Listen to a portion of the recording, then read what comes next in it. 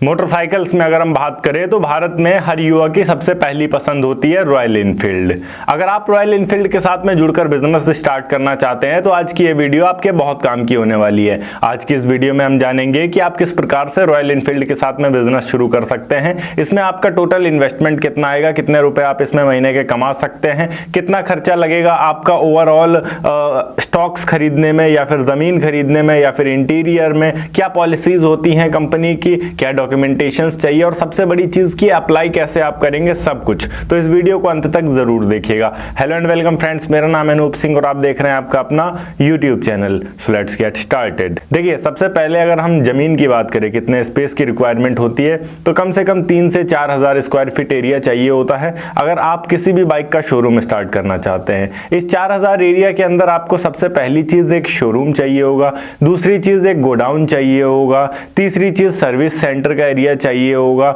ये बेसिक चीजें चाहिए होंगी। तो आप अगर 4000 स्क्वायर फीट का भी आपके पास एक एरिया है तो उसमें आप कई तरीके से काम कर सकते हैं अपने बिजनेस को बढ़ाने के लिए उसी एरिया में। जैसे कि आप 3 या 4 मंजिला बना सकते हैं, पार्ट्स में डिवाइड कर सकते हैं। सबसे नीचे वाला जो पार्ट होगा वो आपका हम कह सकते हैं सर्विस सेंटर का एरिया हो सकता है। उसके ऊपर का जो पार्ट होगा बीच वाला, वहां आपके सेल्स होंगे, शोरूम आप बना सकते हैं। जो बिल्कुल टॉप फ्लोर होगा वहां पर आप अपना गोडाउन बना सकते हैं। तो इस तरीके से आप कस्टमाइज कर सकते हैं। एक छोटे से एरिया के अंदर भी कोई बहुत बड़ी बात नहीं है, आसानी से आप अपने बिजनेस को शुरू कर सकते हैं। जो एरिया होगा आपका वो मेन सिटी के अंदर हो तो ज्यादा अच्छा है, वरना हाईवे के ऊपर होना चाहिए, सिटी के आसपास के रेडियस में होना चाहिए, बहुत ज्यादा दूर नहीं होना चाहिए। सिटी से मैक्स टू मैक्स 4-5 किलोमीटर से ज्यादा नहीं होना चाहिए अगर आप हाईवे पर भी इसे शुरू कर रहे हैं। अगली महत्वपूर्ण चीज, अब यहाँ पर डॉक्यूमेंट्स की बात करें कि कौन कौन से डॉक्यूमेंट्स चाहिए होते हैं अगर हम रॉयल एनफील्ड के साथ में बिजनेस स्टार्ट करते हैं। तो डॉक्यूमेंट्स के तौर पर सबसे पहली चीज जीएसटी नंबर आपके पास होना चाहिए आपके बिजनेस का। इसके अतिरिक्त ट्रेड लाइसेंस और ट्रेड रजिस्ट्रेशन आपको करवाना होगा। अगर आप रॉयल एनफील्ड के साथ जुड़ते हैं तो ये चीज भी आपको इंश्योर करनी होगी कि आप जिस जमीन पे शुरू कर रहे हैं वो अगर लीज की है तो उसका लीज एग्रीमेंट होना चाहिए प्रॉपर तरीके से। अगर रेंट पर है तो रेंट एग्रीमेंट होना चाहिए। अगर आपने खुद खरीदी है तो उसका सेल डीड, प्रॉपर डॉक्यूमेंट्स होने चाहिए, कोई भी प्रॉब्लम नहीं होनी चाहिए, जमीन आपकी विवादित नहीं होनी चाहिए किसी भी तरीके से। कहने का मतलब ये है। बात करें कितना खर्चा आएगा इस बिजनेस को स्टार्ट करने में और कितने रुपए कमा सकते हैं हम, तो खर्चे के तौर पर यहाँ सबसे पहली चीज आपको ये समझना होगा कि आपको जमीन खरीदनी होगी। जमीन आपको महंगी पड़ सकती है या सस्ती पड़ सकती है अगर आपके पास ऑलरेडी मौजूद है, या फिर अगर आप रेंट पर शुरू कर रहे हैं तो वो ओवरऑल डिपेंड करता है कि जमीन कैसी है, कहां पर है, आपके पास मौजूद है या फिर नहीं है। अगर हम बात करें इनिशियल स्टॉक की, तो अगर आप रॉयल एनफील्ड के साथ में शुरू करते हैं बिजनेस तो कम से कम 50 लाख का तो आपको स्टॉक उठाना पड़ेगा। सर्विस का एरिया आपको बनाना होगा, सर्विस सेंटर के लिए बेसिक इक्विपमेंट्स, इंटीरियर डिजाइन करना होगा, आपको स्टाफ्स को ट्रेनिंग देना होगा।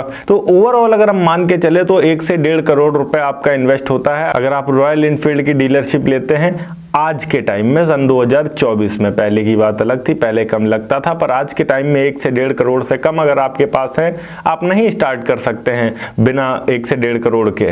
प्रॉफिटेबिलिटी की बात करें तो अप्रॉक्स 5% का प्रॉफिट हमें यहाँ मिलता है। अब अगर आप 1 करोड़ की भी सेल्स जनरेट करते हैं, अब क्योंकि रॉयल एनफील्ड काफी महंगी गाड़ियां बेचता है, गाड़ियां अप्रॉक्स 3 लाख से स्टार्ट होती हैं, रेंज बहुत आगे तक जाती है, तो यहां पर हम मान के चलते हैं कि अगर आप केवल 1 करोड़ की भी सेल्स जनरेट कर रहे हैं 1 महीने के अंदर तो आप आसानी से 5 लाख रुपए प्रॉफिट सेल्स पे बचा पाएंगे।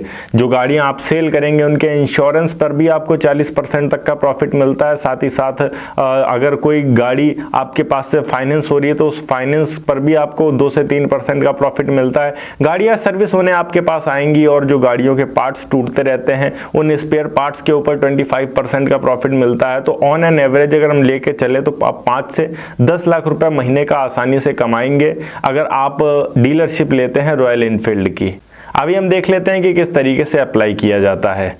सबसे पहले आपको यहाँ सर्च करना है रॉयल एनफील्ड डीलरशिप। जैसे ही आप इस पर क्लिक करते हैं, यहाँ बिकम अ डीलर वगैरह है, इस पर आपको किसी पे नहीं क्लिक करना है, नीचे चले जाना है। रॉयल एनफील्ड की तरफ से ऑफिशियल यहाँ आपको दिखाई देगा become an authorised royal Enfield dealer, इस पर आपको क्लिक करना है। जैसे ही आप इस पर क्लिक करेंगे यहाँ पर आपको कुछ बेसिक चीज़ें बताएगा कि आप फ्रॉड वगैरह से बच के रहें। ये किसी भी तरीके का पैसा नहीं मांगते हैं आपसे, एप्लीकेशन फीस वगैरह, तो वो सब अगर कोई मांगता है तो उससे बच के रहना है।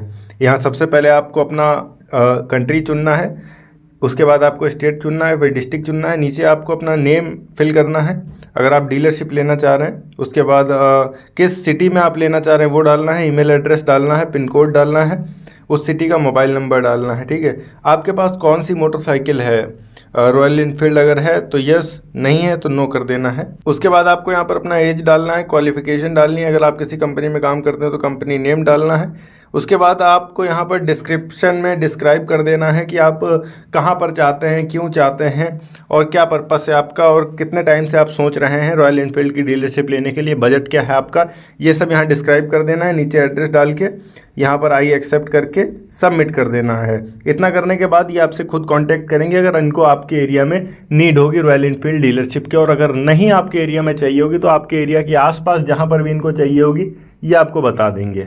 ओके गाइस, ये थी एक छोटी सी वीडियो कि किस प्रकार से आप रॉयल इनफील्ड का डीलरशिप लेकर अच्छा बिजनेस स्टार्ट कर सकते हैं। अगर वीडियो अच्छी लगी हो तो वीडियो को लाइक करके चैनल को सब्सक्राइब जरूर कर दीजिएगा। मैं मिलता हूं आपको नेक्स्ट वीडियो में एक नए टॉपिक के साथ, तब तक के लिए जय हिंद, वंदे मातरम।